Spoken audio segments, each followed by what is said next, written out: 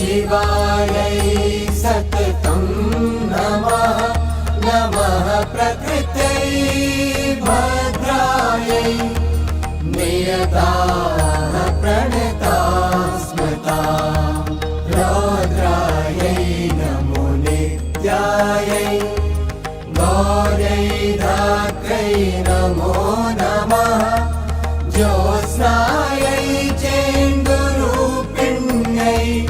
सुखायै सततं नमः कल्याणै प्रणतां वृद्ध्यै सिद्ध्यै कुर्मो नमो